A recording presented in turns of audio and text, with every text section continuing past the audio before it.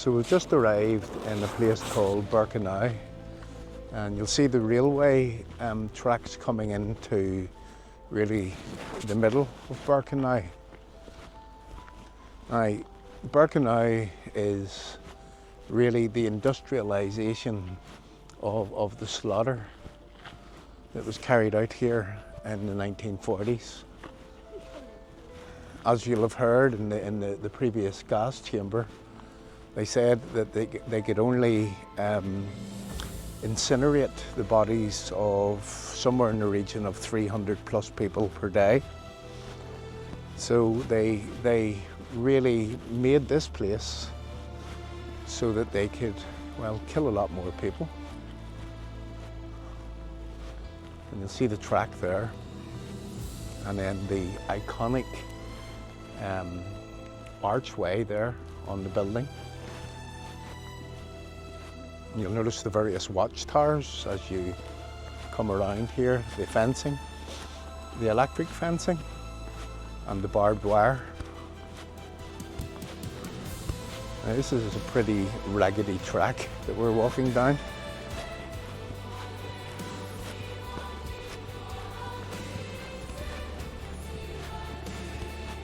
And this place is huge if you look at it. And if you notice that what looks like various chimneys left, right and centre.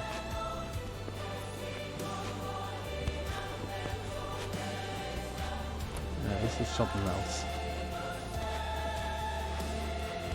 Now up in the distance there's a train carriage, the type of train carriage that would have carried people into this place, then to be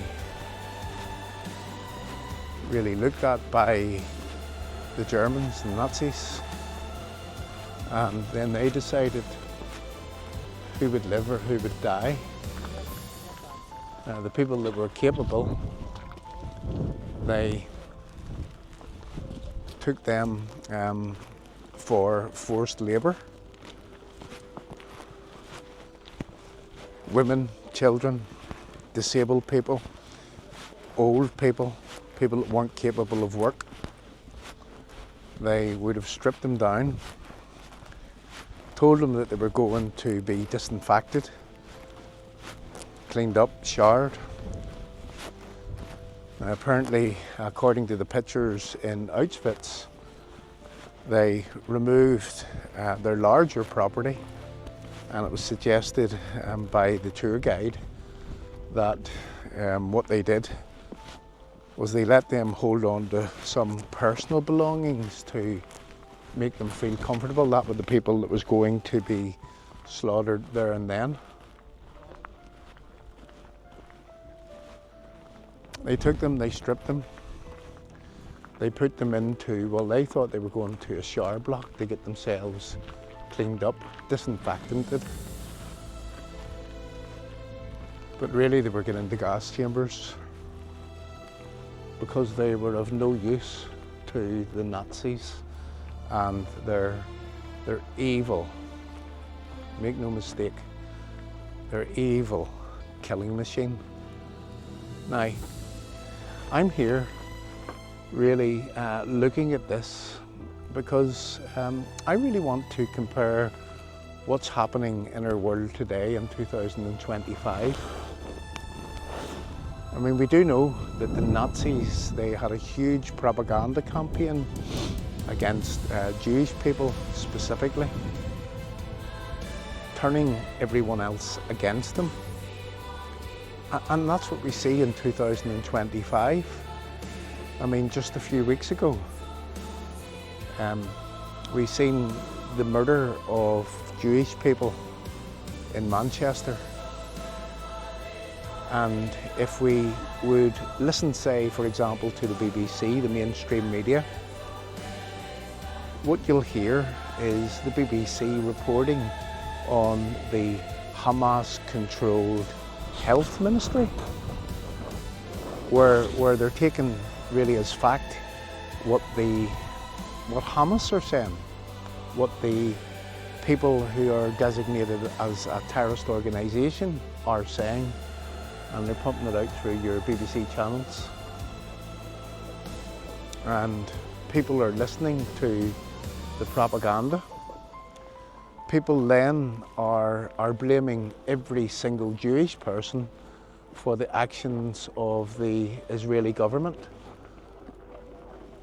I mean, we do hear that whenever, you know, the likes of our BBC would report and they talk about, you know, with the various commentators that's on our news channels, they talk about genocide.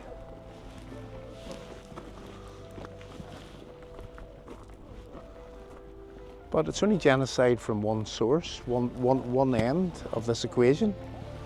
I mean, there's no mention of what actually happened in,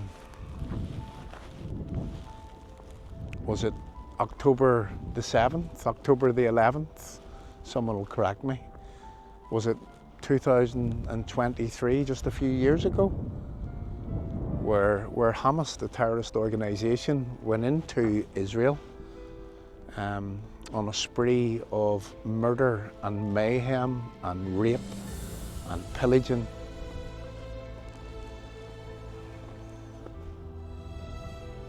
Then you wonder why the national broadcaster would permit such a thing,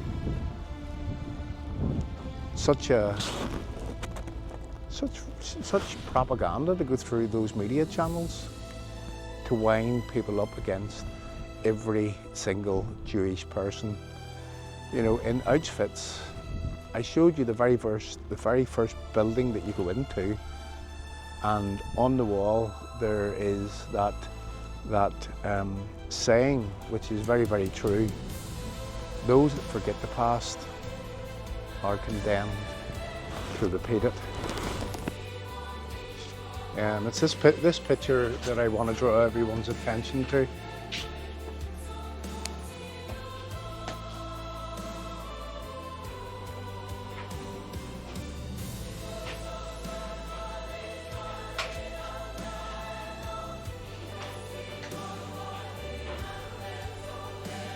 Now, as you'll see in the wall, a very, very powerful statement: those who do not remember the past are condemned to repeat it.